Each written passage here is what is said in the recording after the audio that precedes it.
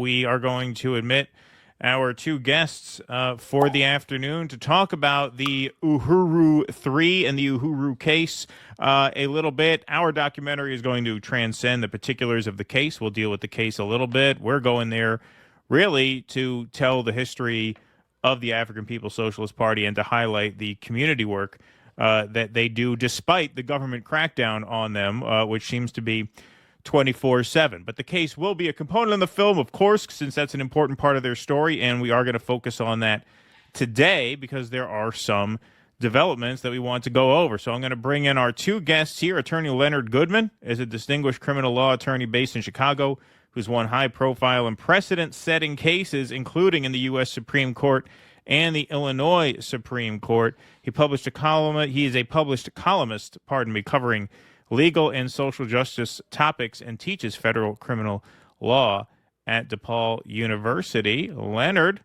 good to see you. Thanks for joining. Good afternoon, Keaton and Russell. Thanks for having us. Of course. Thanks for coming on, Leonard. Of course. And Penny Hess is the chairwoman of the African People's Solidarity Committee, the solidarity component of the African People's Socialist Party, organizing the movement for white solidarity with Black power and reparations under the leadership of Chairman Omali Yeshitela.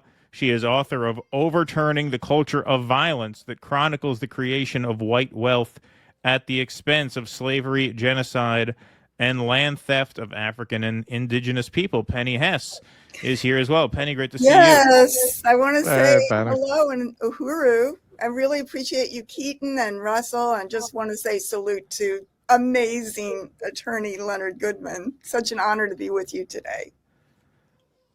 Awesome. Well, you are live from the Uhuru House, as I understand.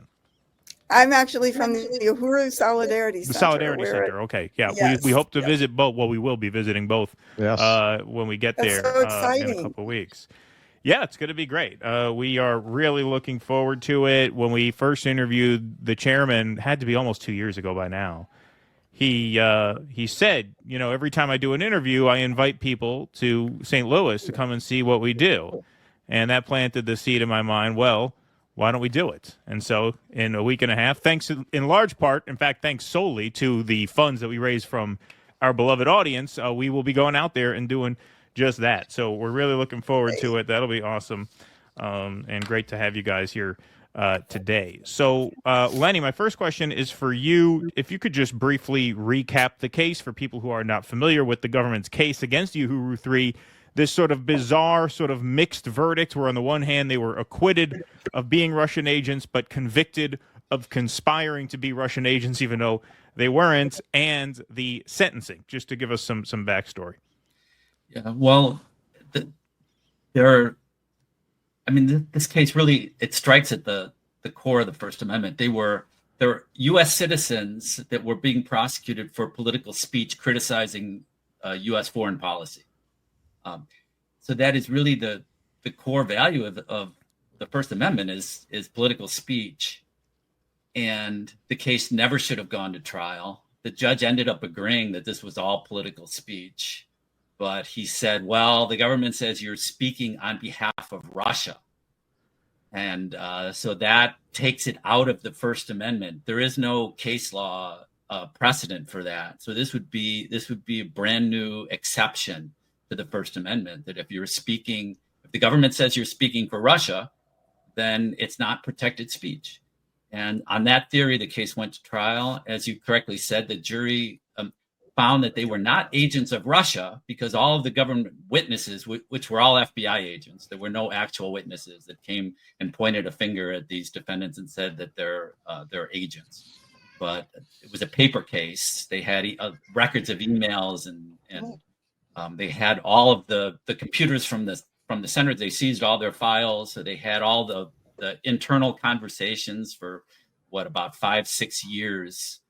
And their case was that they were speaking, they speak directly to their audience because they have their own newspaper, their own radio station, and that they were speaking their speech aligned with Russia. And that the chairman had taken a trip to Russia in 2015 and participated in a conference there. So the government's theory is, well, if your speech aligns with Russia, you must be agents of Russia. You must be speaking on behalf that government, which was complete bullshit.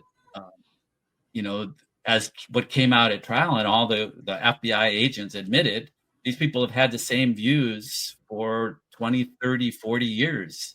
They're anti-imperialist. They are against NATO expansion. And really the problem was that they were out there in February of 2022 contradicting the US narrative about the war in Ukraine and saying, no, this was provoked. As we've been saying, as the chairman had been saying since at least 2014, there was a coup in 2014 that provoked the war, where the US was involved with removing the democratically elected president of Ukraine, NATO expansion up to Russia's border, arming Ukraine.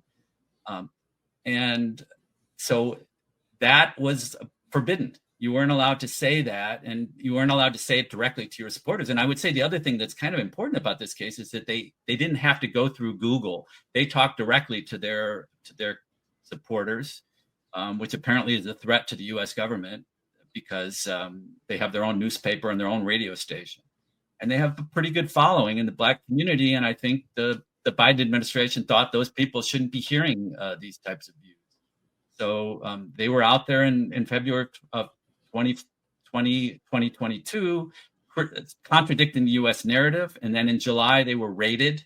And then in April, they were arrested and charged with federal crimes. So federal criminal prosecution for political speech. Yes, the case went to trial. The jury, there was no question that they were not under the direction and control of Russia. They've been saying the same thing before they ever went to Russia. But they threw in this conspiracy charge, which was completely incomprehensible. 3 pages of jury instructions to describe this conspiracy. Now, conspiracy is kind of a bullshit charge anyway in federal court. The feds always like to throw in a conspiracy charge. Mm-hmm. So they wrap, the typical case is they'll sweep up a bunch of gang members, or not gang members, but people from public housing, and charge them with conspiracy to sell drugs, which allows them to sort of collect all the drugs and say that you're responsible for what everyone else is doing in this public housing unit. I've handled so many of those cases. So conspiracy charge, I think jurors don't really understand it. It makes a little bit of sense if I'm conspiring with you to commit fraud or to sell drugs. But in this case, it made no sense at all, because the allegation was that they were conspiring with this Russian national to be under his direction and control. So I don't know how the jury was supposed to process that information. The government told them in closing argument that all we had to prove was a partnership with this Russian national, and that's enough to convict on the conspiracy charge, which was not correct, but that's what the jury heard. And they did convict on the conspiracy charge. The case went to sentencing. I think the government was asking for 3 years for Penny and 4 years for the chairman. The judge said, I'm not sending these people to prison for this. And they're all on probation, but the case is on appeal. It's a really important precedent. You can't allow a prosecution to go forward where you're prosecuting American citizens for political speech criticizing their government. And that's what this case is. So we're very hopeful the 11th Circuit will reverse. Yeah, it's kind of amazing. There you go, Penny. Looks like you're back. And this is the next question. I hope so. I'm sorry, my internet's going in and out. Really. Oh, that's okay. We will. Yeah, I didn't know you were one of the people charged. Yeah, Penny is a co-defendant. Absolutely. Yep. Penny is my client. There you go. So, I just wanted to reinforce one thing, Leonard, that you said, and Penny, this would be a good question for you as a, veteran activist, veteran peace activist, and anti-war activist. Leonard said in his answer, I'm not sure if you heard it because your internet kind of cut out there, but he talked about how, back in 2014, the African People's Socialist Party was making the point that this coup in Ukraine was a provocation to Russia, and that your stance all along was that this war was provoked. And it just, now that we're looking at public opinion turn against Israel vis-a-vis the Gaza genocide, isn't it kind of crazy? I've made this point on the show many times that the peace activists are always demonized when a war starts, and then a few years later, everyone's on that page, right? Whether it's Ukraine, whether it's Israel, Gaza, whether it was the Iraq war, the Afghanistan war, right? Whenever people speak out against the war at its early stages, they're either, sympathizing with the enemy or undermining America or this and that. They smear them all kinds of ways. And then a couple years later, everybody seems to be on the page. Oh, actually, they were right. And now majority opinion is against funding the war in Ukraine. I don't know if Penny's, there we go. Yeah. Go ahead. Boom. Sorry, I don't know why today I'm having horrible internet situation here. Yes, so you were saying that that basically when a struggle is going on and the people are raising it, they're demonized for raising a question against a particular war or even other situations, and now then afterwards it's okay, and they sum it up 10 years later, something that it's all right. And and I think that I know there is a change even in how the war is seen by this present administration, which is one of the things that has to be raised in our case, because it's a different perception of that war now. So, but yet I think that it also shows that the major reason for this attack was more of a continuation of the right of the Black community, or as we say, the African community, to fight for what Chairman Omali Yeshitela calls the anti-colonial free speech, that the free speech has to go along and include the ability of oppressed people to voice their right for freedom, self-determination, and independence. Now, what is it that you think? Because one of the things that's so fascinating about the Uhurus and about Yeshitela, you hear the kind of moral stance that Uhuru has, and it's really like an echo from another time, because the FBI broke up all the groups that had this point of view. What is it that they find so threatening about this kind of message, and how has Uhuru uniquely survived this long? Wow, what a great question.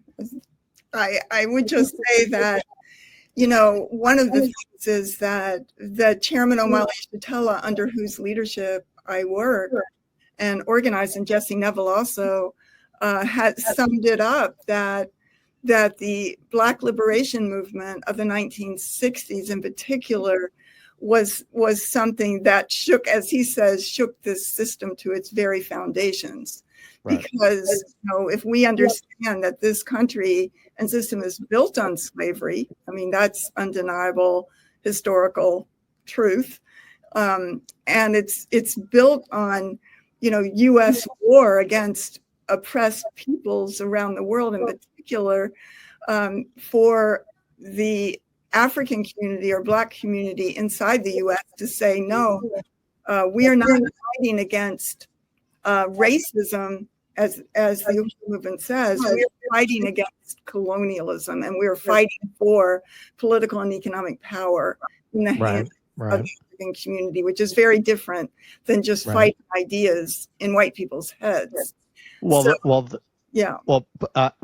had, when we were on Jimmy's show, we had on a guy who has a channel. His name's Greg Foreman. He has a channel. It's literally called The Black Conservative. Mm-hmm. And I showed him a clip of Yeshitela, because part of the result of that destruction of those Black voices is the people you are most likely, and really the only people you're going to see in the public square who are Black, who are going to speak against government dependency and what it does to the community, are conservatives. So I showed him Yeshitela speaking against the Democratic Party, and he said afterwards he was speechless. He said, "You just blew my mind." He had no idea that anything like that existed. They took those concepts and they allowed them to be presented in a very libertarian, right-wing way. And that's the only place you hear it. So now ideas like that are coded as right-wing insofar as they're allowed to be aired at all. Well, I think that, I don't know, sorry, but I just think that, Chairman O'Malley Shatella stated that this case in particular exposes and brings about support, has brought about a major support across political lines, across the political spectrum. And I think that, it redefines that, because if some of the supporters of Hands Off Uhuru are from what you would call, people call the right wing, but they're saying that they stand with the right of the Black community, the African community, to self-determination and to be able to say their own words, and they stand firmly with that. So it redefines the political life as we know it, speaking, in this country. I would just also say that what the chairman has defined as the white left has been very, very obstructionist to the right of the Black community to self-determination. And so... Well, see, now that's an argument you would usually today only hear from like Herman Cain. Right? No, really. Those are the only people you would hear say that the Democratic Party is actually wants to weaken the Black community. And then white liberals, as soon as they hear that, it codes conservative to them and they write it off. Exactly. It's a redefinition of the conversation, Penny, as you said, because people have in their head that self-determination equals capitalism and that dependency equals socialism. People don't see the connection between socialism and self-determination, which, like I said, okay, one of the you just reasons froze for me. Sorry. Just for the audience, that is one of the things that really draws us to the story.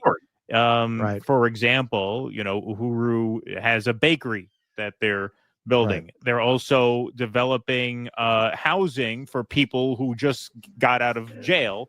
So while they are getting back on their feet after getting out of jail, they get to live in the housing and they get an internship at the bakery, right? So it's this sort of self-sustaining economic system that is socialist in nature, because it is about everybody pooling their resources and working for the betterment of each other. And that is completely consistent with socialism. That's not unique to capitalism. In fact, under capitalism, you would never have such a thing. Under capitalism, you'd get juice for the housing and you get no internship and no leg up in the job market anywhere. So you can build a self-sustaining system based on principles of anti-colonialism and socialism. That's what makes the story so not just worth telling, but so urgent, I think, in this moment. And it's also a story of survival in a time of genocide, which I think is very important, because it really is a story of survival. You guys are survivors. So, Lenny, I just want to go back to you for a moment. Can you explain a little bit more in detail the appeal and how this will be such a precedent-setting case should that verdict, that second conspiracy verdict, be overturned? Well, there's several issues for the appeal, but I think the most important one is that this case never should have gone to trial, because you can't just allow the government to say, these people that are criticizing us, we're going to put them in prison, or we're going to try to put them in prison, and use the federal courts to prosecute them, the federal justice system to prosecute them for their speech criticizing us. But we're not doing it. It has nothing to do with the First Amendment. It's only because they're speaking for Russia. And as long as they can make that allegation, then the case can go to trial. And that's a warning to activists everywhere that you better watch what you say, because if your speech aligns with some nation that we really don't like. Now, of course, it's complete bullshit that if you can't, first of all, they weren't speaking for Russia, and we showed that at trial and the jury agreed with that. But even if they were, it's complete bullshit that if you give a political speech and it's because someone from a foreign country told you to do it or asked you to do it, that that's not protected speech. Of course it is, because we know there's people speaking for the state of Israel well, yes, all the time, and that's yes, perfectly fine. I mean, if Penny and O'Malley were speaking for Ukraine, there would have been no problem. The problem was they were speaking for a country that they don't like, and they really were coming from the left. They were to the left of the Democratic Party, and they were speaking to people that the Democratic Party, I think, believed should be their regular constituents. And they were telling them a different message, and a dangerous message. And they have a fairly large following, and they have a history, and they have a lot of trust in the community. So the government wanted to destroy that, and I don't believe that they were successful. And I'm hoping that we'll win this appeal. Now, there are other issues in the appeal, because there were some trial problems. There was the way the jury was misled about the conspiracy charge. There were some other trial errors that are also raised in the appeal, but hopefully the appellate court won't have to deal with those, because they'll agree with the principle that you can't prosecute Americans for you can't prosecute political activists for criticizing the government. It's just un-American. It violates the First Amendment. That's what's great about this country, is the First Amendment to the Constitution. A lot of European countries don't have that, and we're seeing what problems that cause for a lot of the European countries when they don't have a First Amendment. We need to keep ours. Of course, yeah. And this is kind of a follow-up to what Penny said a few minutes ago about how the posturing so far, unfortunately, it's only posturing, and even that's been touch and go, of this administration has been different from the posturing of the Biden administration vis-a-vis Russia, Ukraine. But it has been different, noticeably, even though we still haven't gotten an end to that war yet that we were promised within 24 hours of Trump taking office.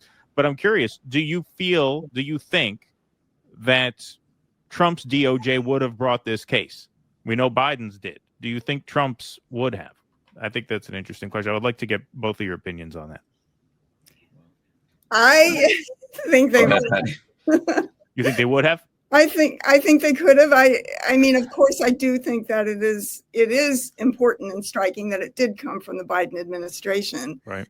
But I think that we had indication that this comes from very high up.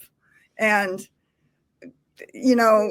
I can't really say that, because I do think that the historical attack on the Black liberation movement, or the African liberation movement, right, in this country is bipartisan.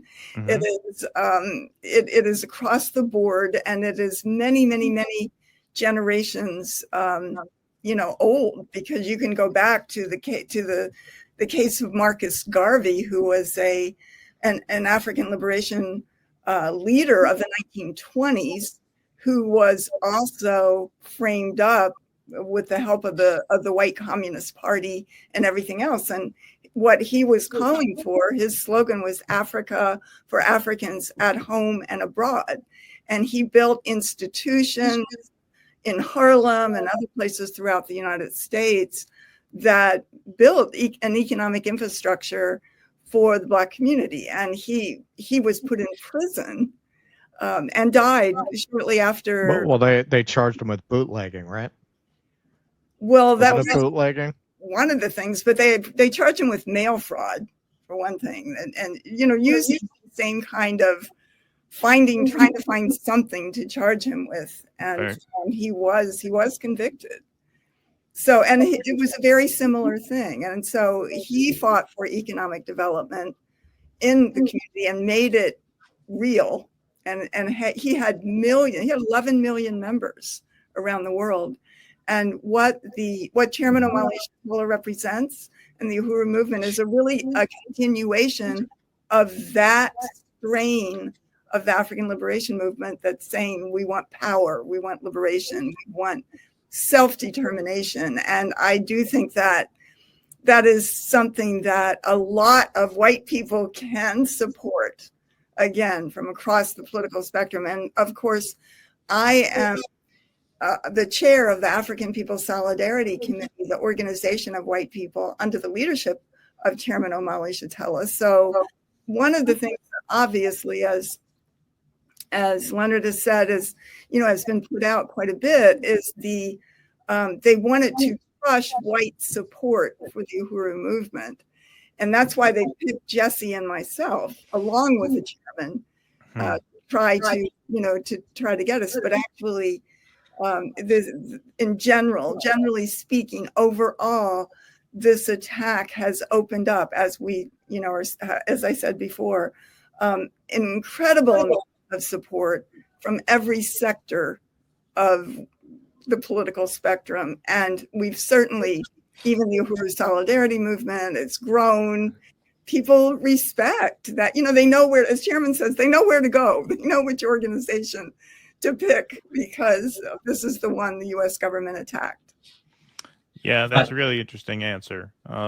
Because, when it comes to turning white people against the African People's Socialist Party, who were the most susceptible to anti-Russia narratives, it was the virtue signaling white liberals, right? They were the most primed to just reflexively hate anything that was associated with Russia. Go ahead, Lynn. Yeah, the only thing I would add is just, I think what's dangerous, or what the government sees as dangerous about the Uhuru message, and I could see a Republican administration or a Trump administration prosecuting because of pressure. There was so much money to be made from NATO expansion. There was so much money to be made from these endless wars that just go on and on and on. And I think groups that are able to get support for a different type of foreign policy and have a real constituency and have a real trust are a threat to that, the war profiteering and the weapon sales. So that's the only thing I would add. Okay. Russ, do you have anything else before we wrap on these guys? Yeah, just in keeping with what we're talking about, I'd be interested to hear your thoughts on that from a legal perspective. This is in keeping with a long history of going after Black radical left groups in particular. The Weather Underground, most of those guys, they got a pass. They all walked free. Bill Ayers, Bernadine Dorn, they all walked free. They didn't do that with the Black Panthers. With the Weather Underground, they crossed the T's, dotted the I's. Oh yeah, well they did black bag jobs, so we got to let them go. You can't use evidence. They didn't use black bag jobs on all of these Black radical groups, but none of them got a pass. So is this really in keeping with that? It seems like different rules apply. Maybe they assume that with white radical groups, they're just going to at worst be sheepdogs for the Democrats, like the DSA. Why do you think that is, even now, that they would single out a group like this? It's a good question. I can't really answer that. I mean, you can look at who's in federal prison. It's mostly Black and brown people. And I think that surprises a lot of people. You think that the federal government, because they pick and choose their cases. It's not like state court where there's an arrest and if the file goes to a prosecutor and they prosecute. The feds decide who they want to go after. And they decide to go after mostly Black and brown people, mostly very low level people.